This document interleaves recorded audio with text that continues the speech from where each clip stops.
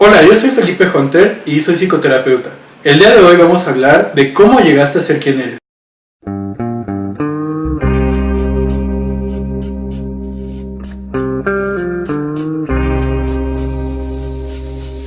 Bueno, pues el día de hoy le pedí a Pam, una amiga mía, que me ayudara a grabar porque mi camarógrafo se fue a su pueblo. Entonces, yo le pregunté también que qué le gustaría saber sobre la mente humana. Y ella me preguntó... Bueno, a mí lo que me interesaría saber es por qué somos diferentes unos de otros, por qué yo reacciono de una manera y a lo mejor Felipe reacciona de otra. Por ejemplo, cuando somos chiquitos, que si a un niño se le cae el helado, hay niños que son como, ok, no pasa nada, me compras otro, lo que sea. Y hay gente, o niños, que es como, no, y lloran, y les importa demasiado. Entonces, bueno, yo creo que lo más interesante es qué te hace diferentes unos de los otros y por qué, o sea, cuál es la raíz de eso, y ya. ¿Qué nos hace únicos? ¿Qué nos hace nosotros mismos, no? Sí. Bueno, pues como pueden escuchar, la pregunta de Pam tiene que ver con la subjetividad. Es decir, ¿qué es lo que nos hace únicos e irrepetibles? ¿Qué es lo que nos hace diferente al resto?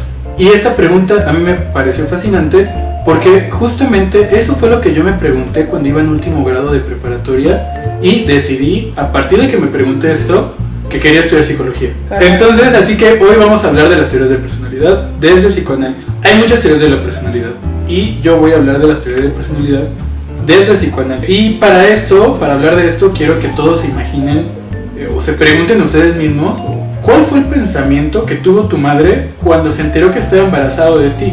Es decir, ¿qué pensamientos o cuáles fueron como todos esos pensamientos que estuvieron en el imaginario de sus padres cuando se enteraron que iban a tener un hijo y que ese hijo ibas a ser tú? Esos pensamientos o esos deseos que pudieron haber tenido tus padres tienen una repercusión muy grande en ti. Es decir, dejan una huella, dejan una marca.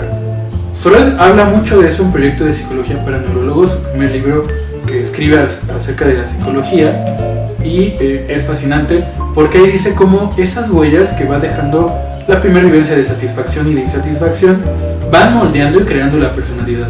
Si nos vamos con otros autores, vamos viendo que todos los pensamientos de los padres de alguna manera influyen en la creación del pensamiento y de la identidad del hijo.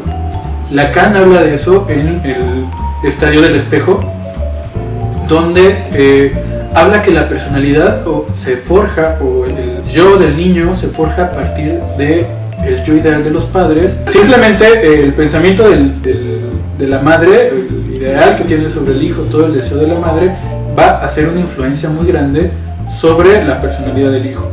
Y así es como empiezan las primeras vivencias. Obviamente esas primeras huellas tienen una repercusión a lo largo de toda la vida hasta el final, pero no es lo único. Posteriormente vamos encontrando que los niños, como lo describe Freud en otro libro, tienen una sexualidad que tiene que ver con las zonas erógenas, es decir, el placer que pueden sentir en diferentes áreas de su cuerpo, lo cual va también dejando cierta huella a lo largo de su vida. Toda la sexualidad infantil, que en la última etapa, que es como la fase fálica, se manifiesta en el complejo de Edipo hacia los padres, que de alguna manera sepulta o detona o deja ir por amor o por miedo a perder uno de los padres, por lo cual todos los recuerdos se llegan a sepultar, se abandonan, y por eso es que no recordamos nada de ello. Pero esas vivencias también van a marcar la personalidad del niño, del individuo, y van a hacer que sean muy diferentes a la del otro, inclusive en gemelos. La semana pasada un amigo mío, Franco, él es italiano, un saludo, me enseñaron una foto que espero que la pueda conseguir, donde había un sujeto como de unos 50 años, bien peinado, un poco llenito, el cual me decía, mira, él es un especialista, tiene licenciatura, tiene una maestría y tiene 3 especialidades y es súper exitoso, le han dado muy buenos proyectos, y este que está al lado es su hermano gemelo, y era una persona que me contó él que era drogadicto, que tomaba, que fumaba, que no había estudiado, y se habían formado en el mismo vientre y al mismo tiempo, y aún así eran completamente diferentes, porque todas las vivencias y todos los pensamientos que tiene la madre van cambiando de uno a otro, y sobre todo a lo largo de la vida. Si esto no fuera lo suficientemente complejo, la vida misma nos ofrece oportunidades infinitas de variables, ¿no? Nos puede pasar cualquier cosa a lo largo de nuestras vidas y eso mismo va a afectarnos, va a cambiar nuestra forma de ser e inclusive puede hacer que pues pensamos completamente diferente. Sin embargo, siempre va influenciando o siempre va siendo influenciado de manera inconsciente por el deseo de los padres y por la manera en cómo fue viviendo como todas las etapas sexuales de la vida infantil. Dentro del sepultamiento del complejo de Edipo o el trámite del complejo de Edipo, el niño va a internalizar todo lo que tiene que ver con la moralidad y la cultura. Es decir, los padres insertan la ley en el hijo. Y esto hace que dentro de la cultura puedas establecerlo. Y de esa manera puedes tener como patrones culturales similares a los de los demás.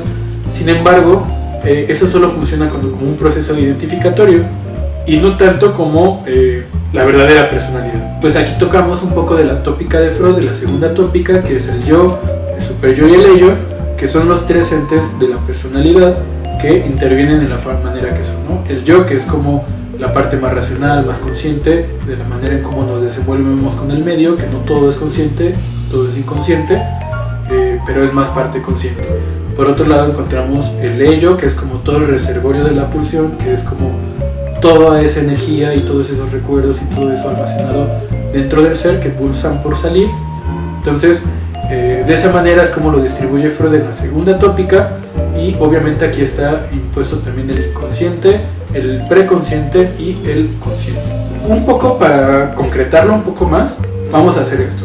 Está el deseo de la madre, que está dejando una huella desde el momento en que naces, inclusive desde el embarazo, ya va dejando una huella en el hijo. Posteriormente las vivencias placenteras de la infancia, que van hasta los 5 o 6 años. Y a partir de ahí, ya con el super yo inmerso en el sistema, con toda esta herencia cultural, se va desarrollando la personalidad a partir de las vivencias que ya se generan en la latencia, que es como en esa época entre los 6 y los 12 años, hasta como la adolescencia. Todo eso va conformando la personalidad hasta el día de hoy. Por otro lado está como esta otra parte de las vivencias propias, porque a partir de la adolescencia el niño deja de ver a los padres como estos padres ideales y empieza a enfocarse en la sociedad. Ahí donde da vuelta a la sociedad empieza a haber diferentes clases de comportamiento y es donde se va forjando toda la estructura de personalidad a partir de las vivencias personales, aunándolos con lo de los padres. Ya cuando llegas a la adultez es cuando pones en juego todo lo que hemos hablado aquí. En otro video voy a hablar de lo siguiente, porque esto que nos hace ser tan diferentes los unos a los otros es un problema en el sentido de que se está perdiendo. Hay en la sociedad un movimiento como de proceso de creación en serie de los sujetos. Por lo pronto les dejo la duda esta con la que empecé el video, que es ¿cómo llegaste a ser quien eres? Y sobre todo, ¿quién eres tú? Y les digo, por supuesto que dentro del psicoanálisis se busca la autenticidad del ser. Es decir, que cada uno de ustedes sean capaces de ser quienes son sin preocuparles nada. Obviamente dentro de las medidas. Yo les dejo esta duda, ¿quién eres tú? Y para que puedan trabajarlo, y los espero en el siguiente video. Comparte, dale me gusta, dale like y suscríbete.